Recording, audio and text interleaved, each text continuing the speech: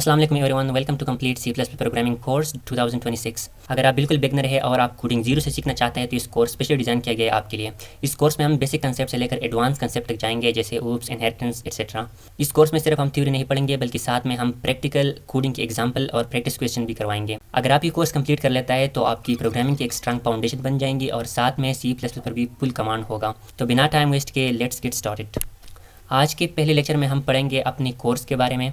तो in this course we will learn, इस course में हम क्या पढ़ेंगे, इस कोर्स में हम ये पढ़ेंगे कि कंप्यूटर क्या है, प्रोग्रामिंग क्या है, प्रोग्रामिंग लैंग्वेज क्या है, सी प्लस प्लस सेटअप कैसे करवाना है, बेसिक सिंटैक्स क्या है, वेरिएबल्स क्या है, डेटा टाइप्स क्या है। इसके अलावा operators, input and output, conditional statements है, लूप्स है, फंक्शंस है, एरर्स है, स्ट्रिंग्स है, पॉइंटर्स है और ऑब्जेक्ट ओरिएंटेड प्रोग्रामिंग। उसमें जो क्लास एंड ऑब्जेक्ट है, कंस्ट्रक्टर एंड डिस्ट्रक्टर है, इनकैप्सुलेशन एंड एब्स्ट्रैक्शन है, इनहेरिटेंस, पॉलीमॉर्फिज्म।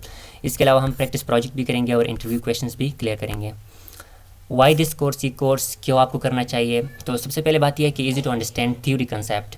इसमें जो टॉपिक हम थ्योरी में पढ़ेंगे तो इसकी कंसेप्ट को हम आसान ज़ुबान में आपको क्लियर करेंगे।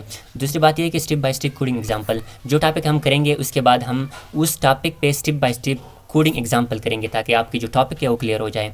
प्रैक्टिस क्वेश्चन, फिर हम कुछ प्रैक्टिस क्वेश्चंस करेंगे, हम करवाएंगे आपके लिए ताकि आपकी जो कंसेप्ट है और क्लियर हो जाए। इसके बाद हम क्वेश्चन असाइनमेंट्स है, ये हम आपको देंगे, ये आपको करना होगा ताकि आपकी प्रोग्रामिंग की फाउंडेशन बन जाए। रियल वर्ल्ड प्रोजेक्ट्स, इसके अलावा हम आखिर में जो प्रोजेक्ट्स है वो भी करवाएंगे। इंटरव्यू प्रिपरेशन भी होगा क्योंकि हम थ्योरी को क्लियर करेंगे तो इंटरव्यू प्रिपरेशन भी होगा इस कोर्स में। हैंड रिटन नोट, इसमें मैं पीपीटी स्लाइड्स बनाऊंगा और वो आपके साथ शेयर करूंगा, तो ये नोट्स भी आपको मिल जाएंगे, ठीक है। एआई इन कोडिंग, हम एआई को कोडिंग में यूज़ करेंगे। ज़्यादातर टीचर अब ये कह रहे हैं कि एआई जो है ना वो आपकी लर्निंग को स्लो करता है, लेकिन मेरे ख्याल से आपकी लर्निंग को फास्ट करता है, लेकिन इसका गलत यूज़ नहीं करना है। अगर जैसे इमेजिन मैं आपको एग्जांपल दूँ, जैसे नंबर है कंपोजिट या प्राइम है, ठीक है। जैसे मैंने एक नंबर दिया कि ये कंपोजिट है या प्राइम है, ठीक है। इसको कोडिंग प्रोग्रामिंग से सॉल्व करो, तो आप ऐसा नहीं करना है कि इस सारे क्वेश्चन को आप चैट जीपीटी को दे। एआई का मतलब चैट जीपीटी या अदर वेबसाइट, ठीक है। इसे आपने इस क्वेश्चन को सारे उस चैट जीपीटी को दिया तो वो आपको कोडिंग देगा और आप कोडिंग को कॉपी करके कोड एडिटर में पेस्ट किया और आपने उसको रन किया। ऐसा नहीं है, ये अगर आप ऐसा करते हैं तो ऑब्वियसली ये आपकी जो लर्निंग है उसको स्लो करता है। आपको क्या करना चाहिए, आपने जब ये क्वेश्चन देख लिया तो आप खुद उसको सॉल्व करें, ठीक है। खुद उसको सॉल्व करें, मे भी इसमें मिस्टेक आ जाए, 3-4 एरर आ जाए, ये रन भी नहीं होगा, कोई मसला नहीं है। फिर जब आपने इसको एक बार किया तो फिर उस कोड को आप चैट जीपीटी को दे तो चैट जीपीटी आपके कोड को सब देखेगा और फिर आपको बताएगा यहाँ पर एरर है, यहाँ आप इसको इसी तरह इम्प्रूव कर सकते हो। तो चैट जीपीटी को इसी तरह इस्तेमाल करो।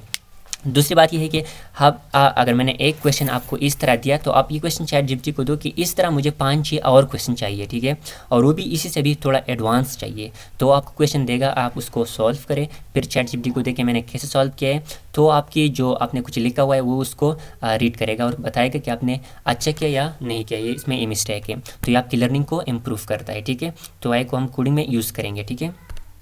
Who is this course for, ये कोर्स किसके लिए है, ठीक है। This course specially design for beginners, no experience required. अगर आप ये सोच रहे हैं कि मैं सी प्लस प्लस सीखना चाहता हूँ लेकिन मेरे पास कोई स्किल नहीं है, मैंने पहले कोई कंप्यूटर को देखा नहीं है, कोई ना मैं कंप्यूटर को समझता हूँ ना कोई लैंग्वेज आता है, तो नो एक्सपीरियंस रिक्वायर्ड, कोई ज़रूरत नहीं है। आप अगर बिल्कुल बिगिनर है तो आप इस कोर्स को सीख सकते हैं। मैंने बिल्कुल बेसिक से इसको ऐसे अरेंज किया हुआ है कि आपको इसके सारे टॉपिक की कंसेप्ट समझ आएगी, right. Anyone who wants learn coding, यहाँ पर ये कोई सी एस बैकग्राउंड की ज़रूरत नहीं है। अगर आप मेडिकल का स्टूडेंट है और सी प्लस प्लस सीखना चाहते हैं तो भी आप इस कोर्स को कर सकते हैं। कंप्यूटर स्टूडेंट्स, अगर आप एक कंप्यूटर स्टूडेंट्स है तो भी राइट, कोई मसला नहीं है, आपके लिए भी बेस्ट है क्योंकि इसमें हम थ्योरी भी पढ़ेंगे जो आपकी एग्जाम पॉइंट है उससे इंपॉर्टेंट है, और इसके साथ कोडिंग भी करेंगे जो कि आपकी रियल लाइफ में भी इसकी ज़रूरत है, मतलब एक स्किल है, ठीक है। Anyone learning C plus plus their first और सेकेंडरी लैंग्वेज, अगर कोई उसकी सी प्लस प्लस उसकी फर्स्ट लैंग्वेज है तो भी कोई मसला नहीं है, लेकिन अगर उसकी किसी की सेकेंडरी लैंग्वेज है, मतलब इसकी दूसरी तीसरी लैंग्वेज है, तो भी कोई मसला नहीं है। आप इस कोर्स से आप सी प्लस प्लस सकते हैं, राइट। बिफोर यू स्टार्ट करने से पहले क्या करना चाहिए आपको, लैपटॉप, पीसी या कंप्यूटर आपको लेना चाहिए। ये मैं हाईली रिकमेंड करता हूँ कि आप लैपटॉप ले या पीसी या कंप्यूटर ले, इसके बगैर कोडिंग स्टार्ट ना करें, ठीक है।